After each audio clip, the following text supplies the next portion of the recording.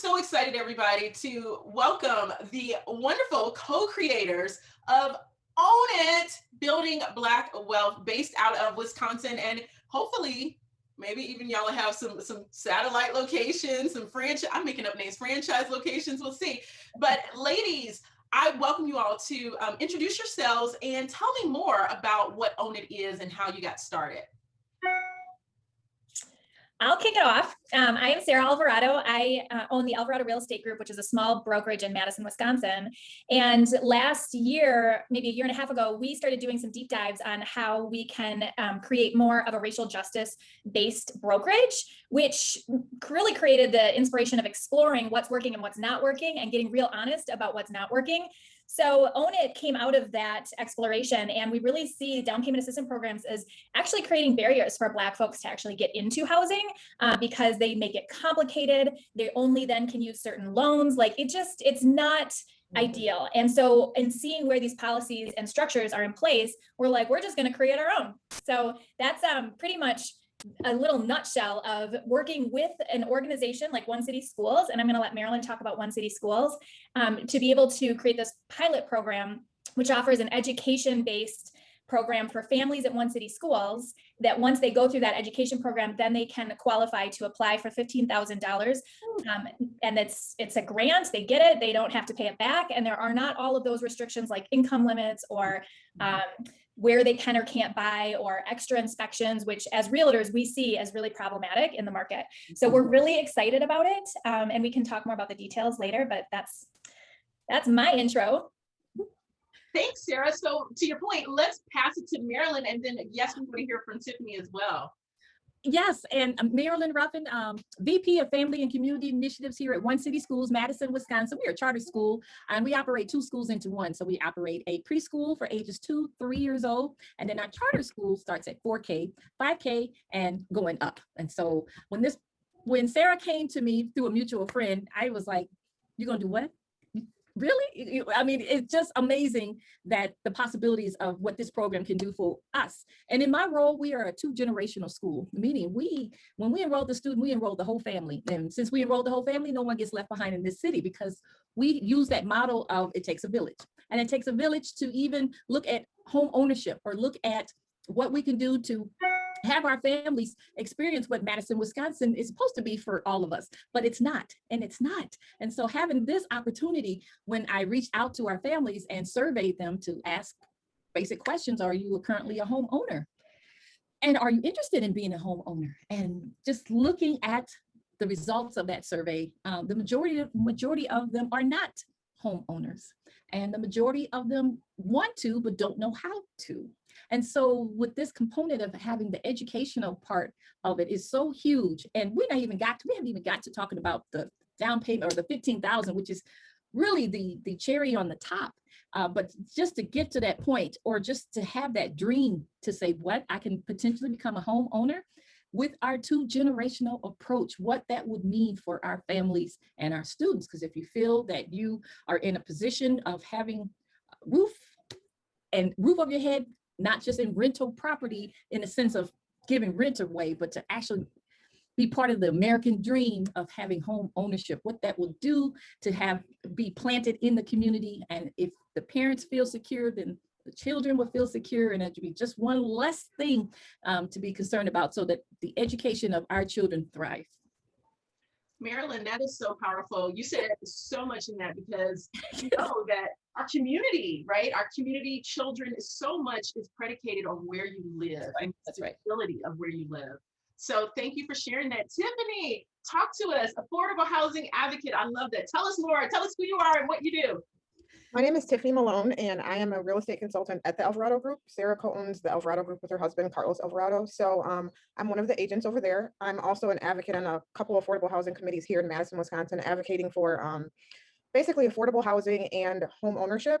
But what comes along with that home ownership is a lot of families don't have credit, or their credit is ruined, or they don't have the funds, or they don't have enough income. So last year it's been happening, but last year, we all know what happened with George Floyd. We all know what happened with, everything that happened last year in regards to Black and brown people. And it was just eating away at me. So I just started diving into anything and everything social justice related. And Sarah and I started talking in regards to this, and we've just been talking and trying to create and try to be the change. You know what I mean? So that's how I got started with all this, and it's been amazing. It's been like a crazy ride. I have to say, it sounds like it has been, because it's amazing. We are actually almost right at that 1 year mark, slightly past it. But in 1 year, you all have come together in this flurry of action, and you've accomplished so much. So talk to us, what's been, and again, I know it's only been a year, but what's been the impact that it's had so far on the community?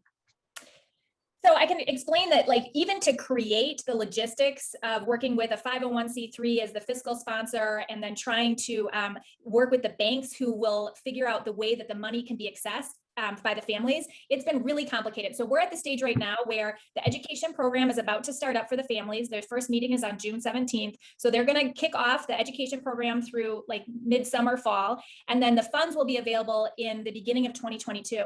So when we started, it was like around March or April of last year. And we said, we're not going to be able to make this happen quickly because this is sustainable, slow, deep change.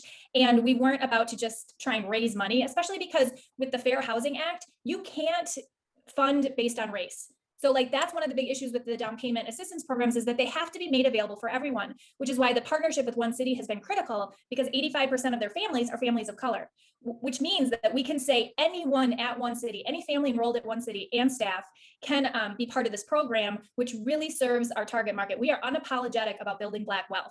So there might be white, brown folks who come to the program and they can apply, but because the education program, which if you think about financial education and homeownership, that is out there. We're not reinventing that wheel. That is like 80% of the curriculum, but the 20% of the curriculum is really based on understanding the systemic racism within the industries. So how did we get here and why are we here? And that this is a systemic thing, and that the government has created this. So it is nobody's fault. And we want people to understand the system, which is going to be, I think, really impactful for the families. We don't know yet because this is a pilot program, but we have a lot of faith and we have a lot of people who are supporting this program. We've already raised $70,000. And we haven't even been like out, like, you know, we're all volunteers, like we're just gearing this up. The goal is to raise $250,000 by the end of the year, which would serve about 15 families. Okay. Remarkable. This is remarkable. What can viewers help you with? Oh, Tiffany, what can viewers help with? Well, we're looking for longevity as well as, anything that you can, like, so our goal is to basically have people pledge, like stating that I'll give you this for a certain amount of time in regard to that, and your donation will help so many families. But we understand that we live in a world where, you know, some people just can't do that. So if you can donate anything that's possible, that'd be great. We do have a website that you can go on and you can donate that way as well. If you want to volunteer and, I don't know, educate us in regards to some things that you've went through, we're looking for that as well. We're just basically trying to expand what we're already trying to do, and we're just trying to make a positive change for families here, Black families here in Madison. Yeah. I think, like, when you talk about the Black families in Madison, Wisconsin, this is a local initiative. And so what I'm actually hoping, as we expand nationally, is that people can see what we're doing and find ways locally to create the same kind of movement, because the national level isn't helping. In fact, our local associations and our state associations in the real estate world, they're not supporting in the way that we're asking to be supported in this. So we're actually taking it from the grassroots, the realtors, the brokers, the bankers. So the private sector is calling for change. And this is the way that we're creating the change. We're not going to sit around and wait for policies to change. We're going to work around them in compliance so that we can make change happen as the policies are highlighted as to where they need to change, right? So we can call out those policies as, hey, what about changing this so that we don't have to do this XYZ? But in the meantime, if other communities can take this idea and get inspired to maybe create something within their local community, I think that would be powerful. I would love to see a realtor movement. Yes. That's what I would love to see. I love that. And I feel like this is where we are, right? We can't necessarily wait for some of our bigger institutions or even our associations to act with us, although that would be great and that'd be a lot of support, but we can take actions ourselves. So to your point of other individual firms, even realtors, what are some of the initial steps? So even though I heard what you said, it's a local organization, so you're looking at things in your local community, but what are some of the things you think can be pulled out and applied in different marketplaces? In terms of, I mean, the real estate industry and the banking industry can start getting educated in a real honest way. I mean, if we were to start there and investing in education, because when we get our license, it takes 10 days, at least in the state of Wisconsin, there is no historical context. Wow. I mean, we don't learn, like the book, The Color of Law, should be mandatory reading. So there's a number of things that could easily be implemented. Once realtors see it, they can't unsee it. Once lenders see it, they can't unsee it. So, I mean, like, just learning will create the snowball, hopefully. I mean, it has for us. I agree with that so much. And again, here in our market, and when I get to talk to agents throughout the nation, so many people say exactly what you said. If they read something like The Color of Law, they can't unsee it. They can't ever go back. It means now we've got to move forward with different changes. I love this initiative, ladies. I really wish you success in all your endeavors. Before I let you go, though, is there any final thoughts or anything else you just want to share with the real estate agents and whoever else may be watching our chat? On my end, I would just say, get on board and learn the history in regards to actual real estate and how we got here. So you will understand what we're trying to do and maybe try to help us. Exactly. Same here, same here. And just what it means for our one city families is huge. It's life-changing for that matter. I would third all of that.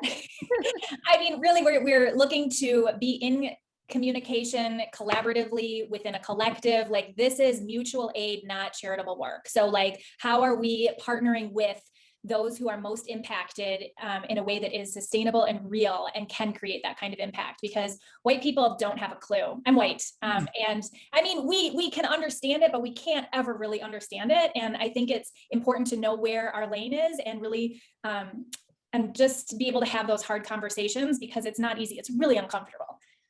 Doesn't have to be, but let's be honest, it can be.